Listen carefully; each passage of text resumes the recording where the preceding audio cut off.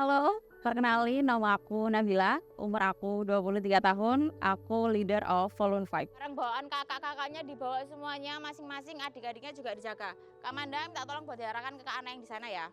Jadi semuanya ikutin Kak Manda semuanya. Kamu duluan. Jadi sebelum aku ikut jadi volunteer, aku udah mikir kalau aku harus mau meluangkan sikap, waktu, energi, sama mood yang baik.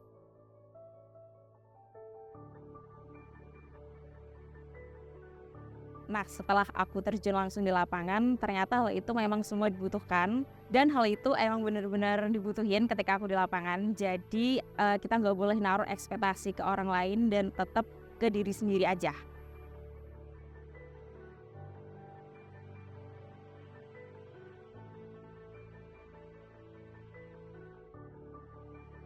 Pengalaman pertama aku jadi volunteer itu ketika aku main bareng-bareng adik panti asuhan.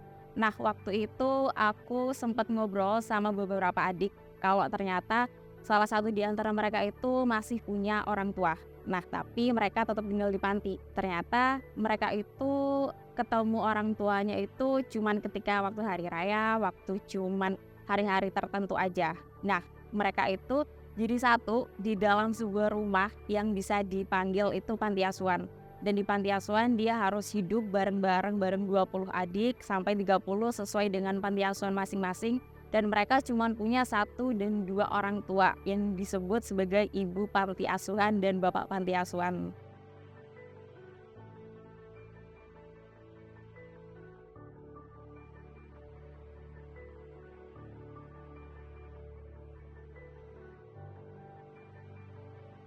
Jadi volunteer itu nggak cuma harus mau berbaur sama adik-adik panti doang, tapi juga harus mau berbaur sama sesama. Nah, long story short, aku kenalan sama beberapa teman volunteer di kegiatan yang aku ikutin. Dan dari situ kita akhirnya jadi kenalan dan akhirnya sering ketemu dan berteman. Nah, pada waktu saat kita ketemuan, aku tiba-tiba nyeletuk, gimana ya kalau kita bikin komunitas keluarga sendiri gitu.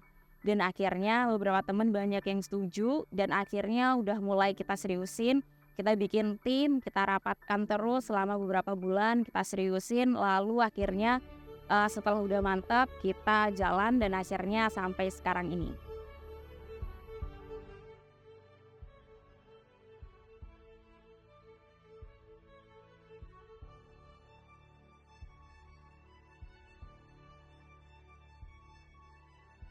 Ya, oke. Sudah semua? Oke, dari Rafa, ntar Rafa bilang 1, 2, 3, terus balik lagi ya. 1, 2, 3, terus balik lagi. Ayo Rafa berhitung ya, semuanya udah bisa berhitung kan? 1, 2. Menurutku ini penting banget karena ini mencakup semua genre volunteer mau apapun itu. Kebetulan aku ada di volunteer sosial, jadi menurut aku tuh ternyata yang perlu main tuh gak cuman kita aja loh. Dan ternyata kalau mau main tuh kita gak harus sama pacar, kita gak harus sama teman, gak harus sama keluarga. Tapi kita juga bisa main bareng adik-adik panti, kita juga bisa main sama sekitar kita, sama oma opa atau sama siapapun itu. Dan ternyata kenal sama mereka itu juga seru dan senang bisa kenalan dan punya teman baru.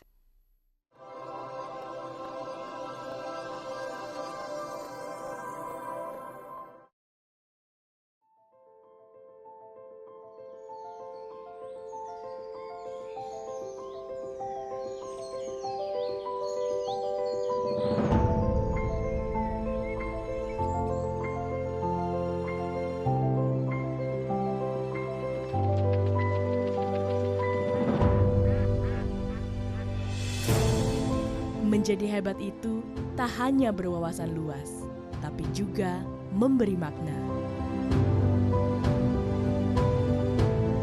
Suasana belajar yang penuh motivasi dan prestasi membuatku makin yakin, inilah aku dan inspirasiku. Di sini, kamu ditempa menjadi pribadi hebat dan bermanfaat. Di sini, aku hadir bersama mimpi-mimpiku, melangkah satu demi satu untuk masa depan.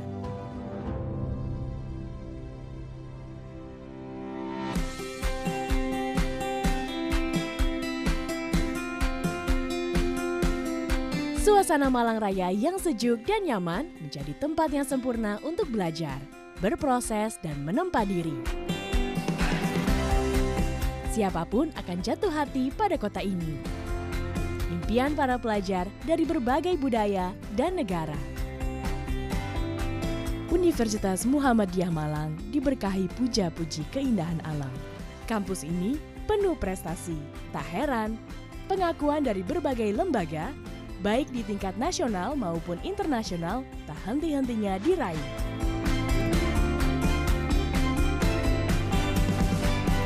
Mulai dari akreditasi institusi dengan nilai A dari BAN PT, hingga anugerah kampus unggul dari Dikti Wilayah 7 Jawa Timur sebagai kampus paling unggul 11 kali berturut-turut. Di tingkat global, tak kalah hebatnya, UMM 2 kali meraih ASEAN Energy Award, apalagi pada tahun 2010 sampai 2011, UMM juga mendapat predikat bintang 2 dari lembaga bereputasi internasional QS Stars World University Ranking.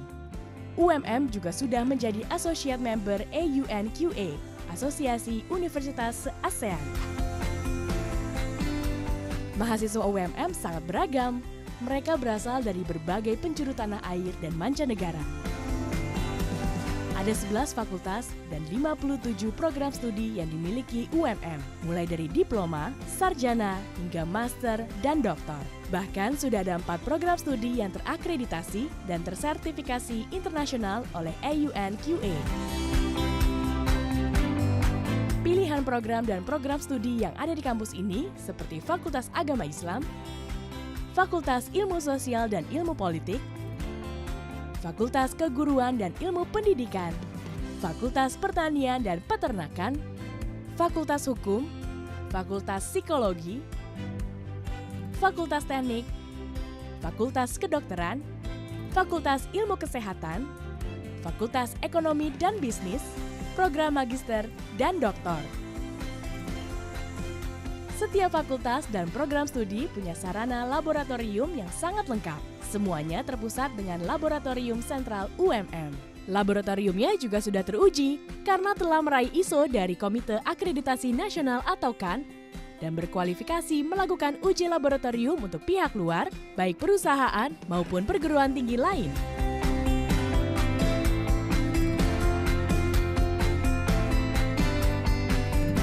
Selain fasilitas akademik, UMN juga punya banyak unit usaha yang bisa menjadi income center bagi universitas.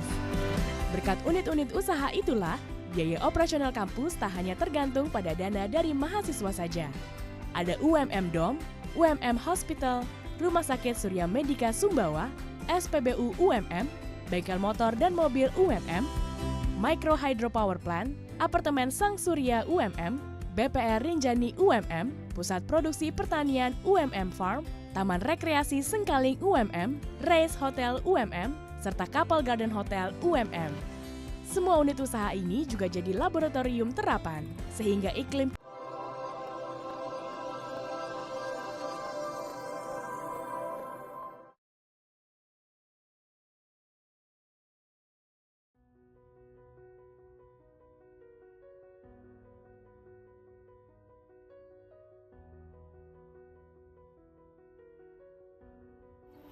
Halo, nama aku Mila. Jadi saya seorang konten kreator. Keseharianku yang mengonten terus habis itu setiap minggu kan masih sering kayak gabut gitu ya. Jadi aku mencari kegiatan biar di rumah itu nggak sedih-sedih, nggak galau-galau. Jadinya aku waktu itu awalnya masih menemukan di TikTok sih. Di TikTok itu ada kayak scroll-scroll gitu, kok ada kayak volunteer gitu. Aku ngajak temanku nih. Terus habis itu udah ngajak temanku, ternyata dia oke. Terus aku akhirnya ikut. Terus kok seru nih pengalamanku pertama jadi volunteer. Terus akhirnya kayak oke, aku lanjut terus sampai hari ini adalah hari kelima aku ikut volunteer gitu.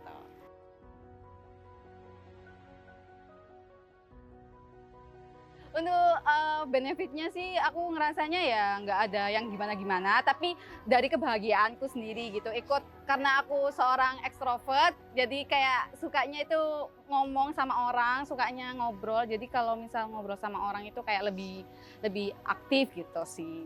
Jadi nggak galau-galau di rumah, kalau di rumah kan kayak sedih terus gitu.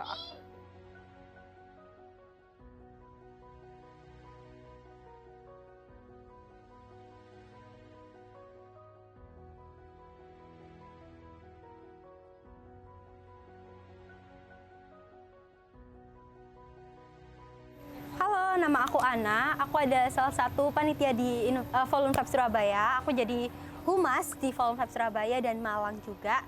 Jadi keseharianku menjadi panitia itu nggak jauh-jauh dari berhubungan sama adik panti, oma, opa, dan juga adik-adik disabilitas. Karena aku seorang humas, jadi aku harus berhubungan baik dengan adik-adik, oma, opa, ataupun adik-adik disabilitas. Kemarin juga kita ada event, yaitu event di oma, opa. Itu kita ada di Manyar acaranya, itu kita main bareng sama oma, opa, kita nari-nari juga. Dan juga kemarin banget nih, tanggal 22, itu kita ada main bareng adik-adik disabilitas. Kita baru banget nih ngadain acara di sana. Kita main-main bareng, nyanyi-nyanyi bareng, dan juga surprisingly adik-adik di sana tuh sangat-sangat bikin happy, dan aku kemarin sempat dicium juga sama adik-adiknya juga. Di lain sisi itu juga, selain aku menjadi panitia ini, aku memang ada pure basic menjadi volunteer. Yang pertama, aku ikut di Involunteer Surabaya, aku magang selama 3 bulan di sana. Lalu selanjutnya aku diajak oleh Kak Nabila untuk membuat Volunfab ini dari awal bareng-bareng sampai sekarang ini.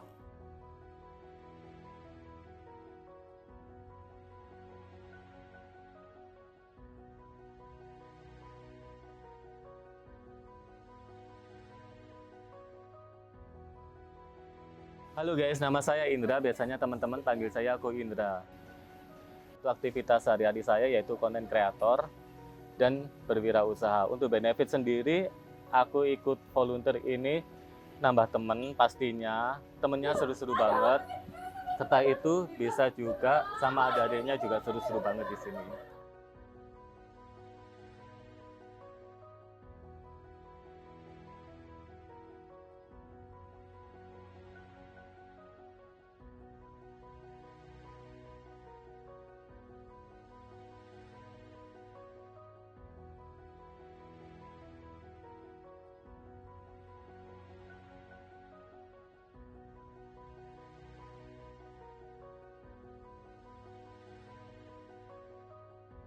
Di Volunfab ini kita emang fokusnya untuk menebar kebahagiaan. Jadi kita itu fokusnya ke adik-adik di panti asuhan. Nah, kita jalan sebulan ada 3 kali kegiatan.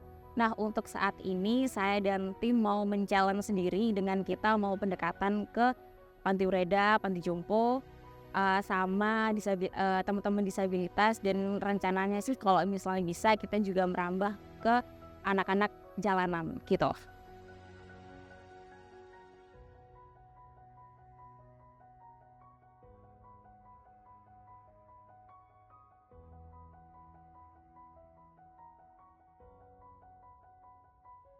Sebenarnya agak bingung kalau misalnya harus ditanya benefit apa sih yang didapetin gitu, karena kalau aku boleh tanya lagi, emangnya apa yang mau diharapkan gitu. Cuman kalau misalnya sudah join ke Volunfab ini, bisa ikut donasi. Jadi donasinya ini bisa kita kasih ke panti asuhan, ke panti ureda, lalu kita juga kasih bingkisan kecil untuk adik-adik pantinya, lalu kita juga kasih makan sama minum ketika kegiatan. Kita juga ada ID card nama juga saat kegiatan, terus kita dapat face juga atau rompi selama kegiatan, dan juga yang paling penting kita dapat foto-foto dokumentasi juga.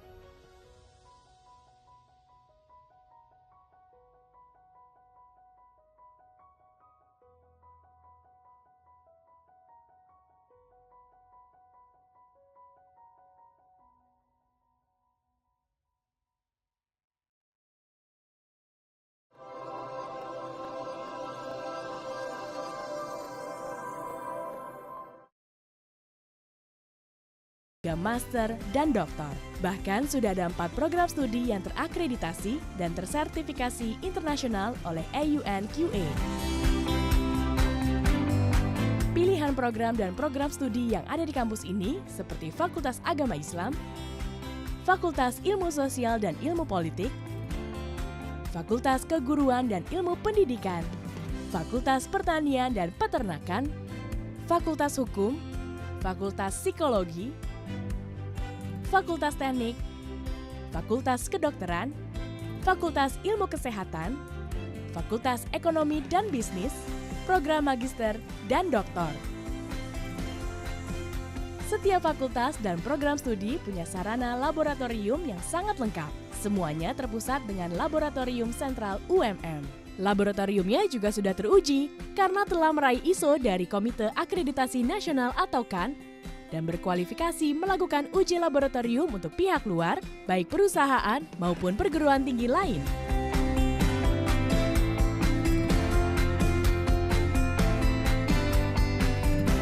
Selain fasilitas akademik, UMN juga punya banyak unit usaha yang bisa menjadi income center bagi universitas. Berkat unit-unit usaha itulah, biaya operasional kampus tak hanya tergantung pada dana dari mahasiswa saja. Ada UMM Dom, UMM Hospital, Rumah Sakit Surya Medika Sumbawa, SPBU UMM, bengkel motor dan mobil UMM, Micro Hydro Power Plant, Apartemen Sang Surya UMM, BPR Rinjani UMM, Pusat Produksi Pertanian UMM Farm, Taman Rekreasi Sengkaling UMM, Race Hotel UMM, serta Kapal Garden Hotel UMM.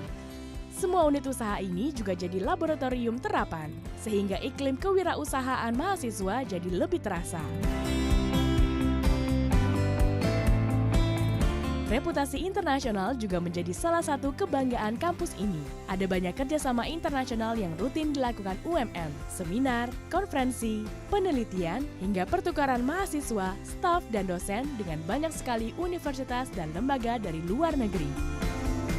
Sampai saat ini ada 111 perguruan tinggi maupun lembaga pemerintah dan non-pemerintah dari 31 negara di dunia yang telah berkolaborasi dengan UMM. Di antaranya yaitu konsorsium 22 universitas di Australia melalui The Australian Consortium for In-Country Indonesian Studies, konsorsium 33 universitas di Asia dan Eropa dalam program Erasmus Plus Komisi Uni Eropa, US Peace Corps, Akademi Al-Haramain Saudi Arabia, Korea Energy Economics Institute, Kemko Korea, Temasek Foundation, Confucius Institute Tiongkok, juga Sakura Foundation Jepang. Mahasiswa dan dosen UMM juga terbiasa kreatif dalam mengembangkan riset dan berkarya untuk pengabdian masyarakat. Semangat berkarya dan berkreasi ini menjadi motivasi mahasiswa ilmu komunikasi UMM sehingga berhasil menyulap Kampung Kumuh Jodipan menjadi kawasan kampung warna-warni yang terkenal hingga ke mancanegara. Juga Kampung Hijau Tempenosaurus di Desa Beji yang memperoleh pengakuan dari Museum Rekor Indonesia, MURI. Hebatnya lagi, selama 3 kali beruntun, tim robotik mahasiswa UMM memenangkan kontes robot internasional di Amerika Serikat. UMM juga dikenal sebagai kampus mandiri energi. Lebih dari 1 dekade lalu, UMM sudah memiliki pembangkit listrik tenaga mikrohidro atau PLTMH.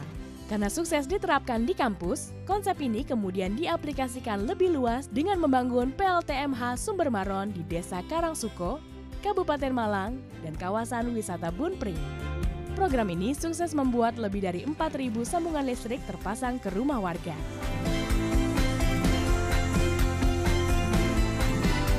Sukses berawal dari keberanian bermimpi dan melangkah untuk perubahan. Langkah kakimu hari ini akan menentukan kiprahmu di masa depan. Menjadi mahasiswa yang siap berkarya dan mengabdi bagi bangsa. Students today, leaders tomorrow.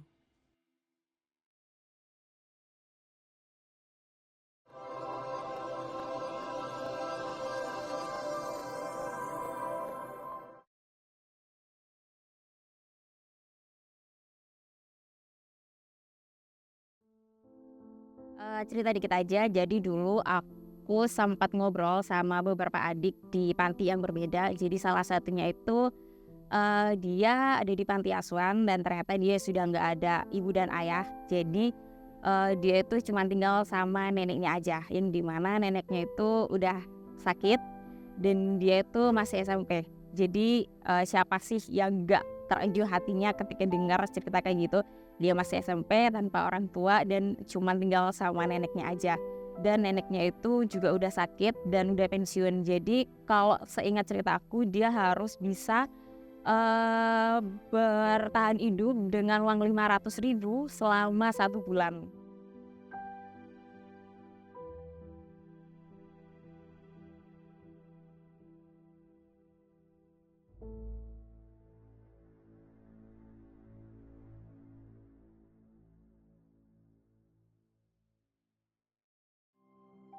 Terus juga salah satu yang bikin aku seneng juga ketika volunteeran itu adalah aku bisa kenal adik-adik.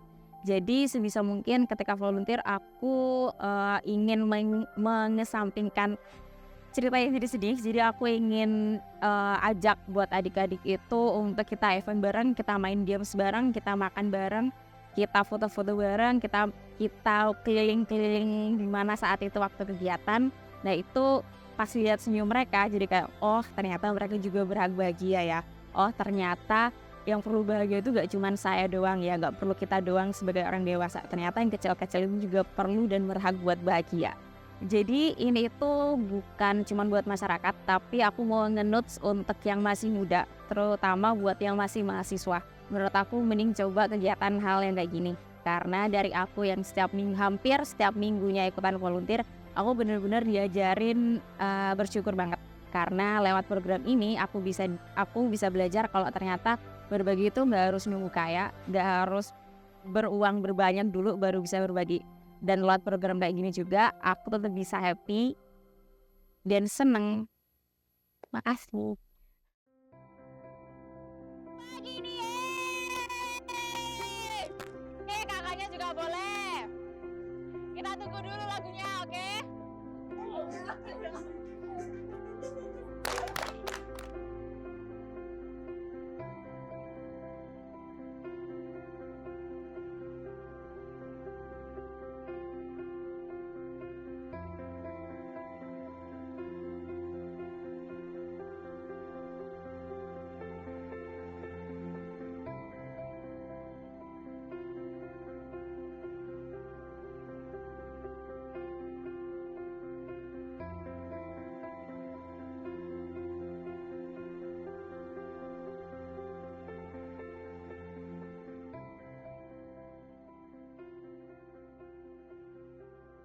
Volun Vibes! Surabaya!